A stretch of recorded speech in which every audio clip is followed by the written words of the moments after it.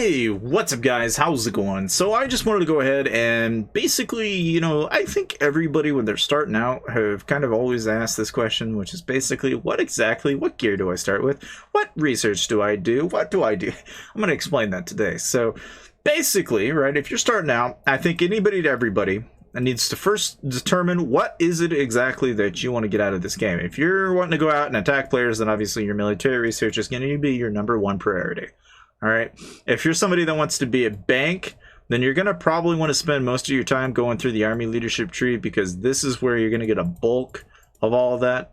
And obviously, why I say that is because you're going to go into the max trove. You're going to start getting into what we call the administrative tree. So you're going to go through economy. You're going to get through all of that. And down the road, eventually you'll get, you'll have to be cast 25 and all that stuff. But here, look. The point is, right, when you're starting out, what is it exactly that you need to focus on first? In my opinion, it's kind of a juggle between the administrative and the military. All right, what is more important? Being able to produce 1 million resources every single day to build those troops, or to have the military might capable to zero out anybody that has the resources that you need and still. Hey, that playstyle is entirely up to you, and only you can make that decision.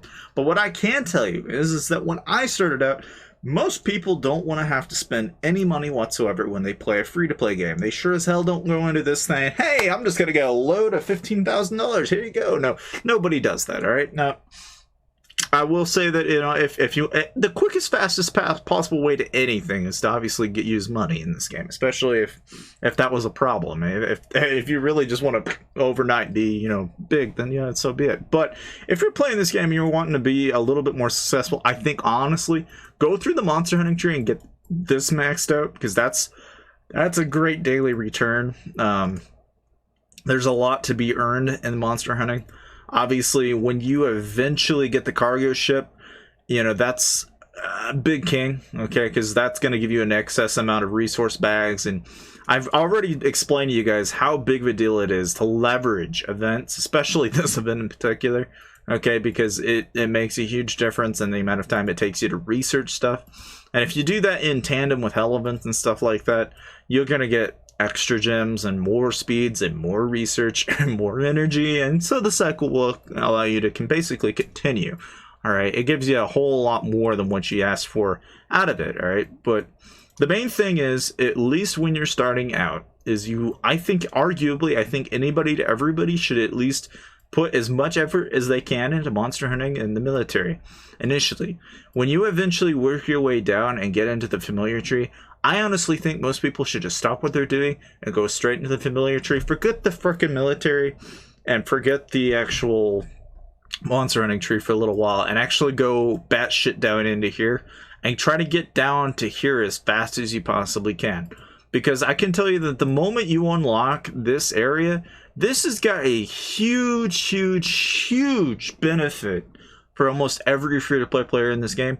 I mean, the moment you get like Territe and you start bringing in an irregular amount of fragments, and then you get Goblin and you're getting regularly 2 to 4 million gold every day, and then you get Trickstar and you're getting a random amount of Holy Stars every single day, I think you're going to find that I wasn't lying to you, especially if you're getting Gem and Gremlin and you're getting 1,000 to 2,000 gems every 2 days.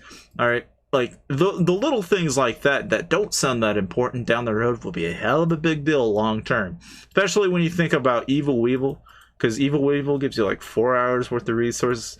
And I mean, I've only been talking about this for a few minutes, but like, hell, you got free VIP points, all right? FYI, I'm VIP 15, and in case anyone's wondering, yeah, it takes a lot of freaking effort to get to, but can you imagine how easy it would have been had I started getting those VIP points irregular?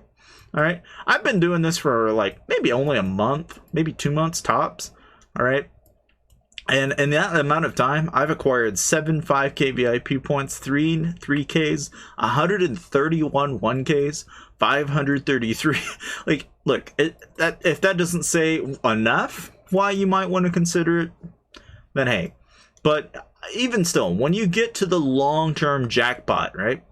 In my opinion, it's ridiculous to think that a person could get 15,000 tier 4 every 3 days. Okay, because that's not counting resources or anything, all right?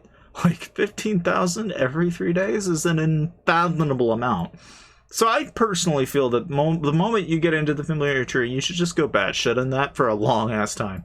And then you're going to be so much more ahead than most people. Because you're going to have all that free loot coming in on a regular basis that, frankly, I think it's going to outlive mostly everyone. And I think, you know, if you can't get through the familiar tree anymore, and if you hit that limit, then start maxing your trove.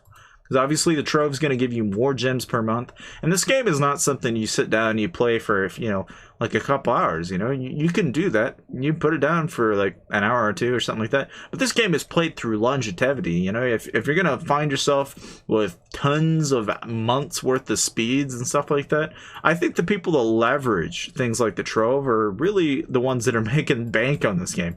They're the ones that, you know, ultimately everyone else around them looks at them and thinks, how the heck are they doing this? It's because they're my master saber, okay? Like, but needless to say, all right, if anything, that is what you should definitely start out. Now, when you're picking gear, all right, I think anybody to everybody has always told basically everybody what exactly that is, but in case you never knew or didn't know, this is kind of what you need to do. All right. First things first is you need to get something called a lunar flute. In case you didn't know, a lunar flute is basically research speed. You need to wear the gear that you are using when you're researching. So if I'm gonna go research something right now, for example, okay, I'm gonna put on my research gear on, and then I'm gonna hit research on whatever the heck I'm gonna research. And as soon as I've hit that button and I've researched, I can now swap to a different piece of gear. And that, obviously, you may not have access to this right away.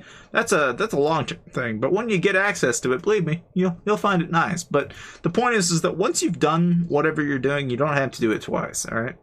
Now, obviously, you know, for the different types of sets, all right, I'll just go very briefly with this. But basically, you've got your research set. Now, research includes the lunar flute, which is your free-to-play option, and the vice grips. That's what every free-to-play will have access to. Now, the pay-to-play, you know, obviously the cav mail is something you can get as free-to-play as well, just, you know, FYI. But if you're pay-to-play, then you're going to get the Griffin Walkers, which is going to give you even more research speed. And then you're going to get access to the Electric Glance, which is another 10%. And then you're going to get access to the Warmbone Cornet, which is basically, you know, a little bit more after that. And then the only alternative for those pieces down the road will be Champion Gear, which is $100 a pop, and it's really expensive to do. All right, but that is kind of what you do for like research gear. Now, if you're talking construction gear, you then want to get Sentinel Circlets. You want to work your way through that. Obviously, in case anybody wants to know, the big guy pack gives you access to the Sacred Broadsword at some point, and that's 10% construction speed. That's a good chunk you can get from there. Eventually, pay-to-wins can get access to the Nostros Mask, then the Lightning Guard, and those are both part of the Nostros related monster hunting. So yes, you can, as a free-to-play, you can get access to it, but it's mainly a pay-to-win gear set. And then, of course, the Griffin Walkers once again, and then the Griffin's Talon. So, for the most part, right, that's kind of that's the set for those two different gear types. And there's really the only two ones that, when you're starting out, there's really the only two things that you should really care too much about. When you're going into war, though, right, and this is when you're starting, you know, oh, I want to fight other players, all right? If that is your ball game, the one thing you need to consider when starting out is you're going to basically want to work your way up.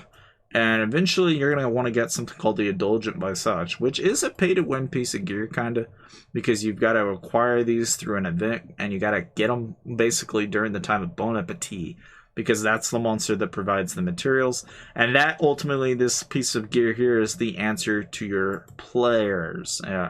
Prayers. Anyway, but the point is, right, if you don't have access to this right off the bat, then the only other remote option that you have at your access there is you can either go up and get yourself, like, you know, for example, I've always stressed the need for having, you know, whatever you're going to do, if anything, when you're starting out, war-wise, you're probably not going to have it very easy. Like, it's not going to be fun. It's sure as hell ain't going to be easy. But if you are starting out and you're just starting to get ahead, any gear is good gear. But just know that the more that you're gonna build, you know, it's gonna cost you more in materials, which means it's gonna take you longer. So when you're starting out, I don't really recommend war. It's just hellaciously difficult. I'm just gonna say that. All right, but when it comes to the base plate, right, the actual chest piece itself, the main thing here is that you just want to make sure that you basically pick out your let's see if I can actually find it. You want to get like the armor of Abyss, or temporarily get the regal plate mail until you can work your way into like a parka, because the wonder parka in my opinion is pretty good. Again, you know, if you're looking for other pieces of gear, and like in the leggings section, I've always said the honeycomb chaps are good, but again, it depends on what your focus is. You know, if you're going to be infantry, then get corrupted boots. If you're going to be cav, then get crosswing. Whatever that is, just make sure that you focus on what you're wanting to focus on. All right. Obviously, you know, when you're working your way up, anybody to everybody free to play starting out is going to get something called the fiery greatsword, or the fiery tomahawk, I should say. Greatsword. It could be the name of a new sword, but the fiery tomahawk is pretty much the main hand for every free to play player when they're starting out. For your offhand, I've always recommended getting the Luminar Scimitar, because this is kind of the answer to actually getting through and starting out. And then last but not least, you then want to have yourself, you know, the Lost Island relics. These are like your free-to-play option, and they're basically the inf-range equivalents. So when you're starting out as a free-to-play, you are an inf-range player. FYI, if you're going off of free-to-play gear. But needless to say, that is pretty much it as far as gear is concerned. I hope you guys kind of learned a few things here and there. And obviously, check out my other videos if you want to learn some different other kind of topics. And, well, yeah, obviously, I'll see you guys.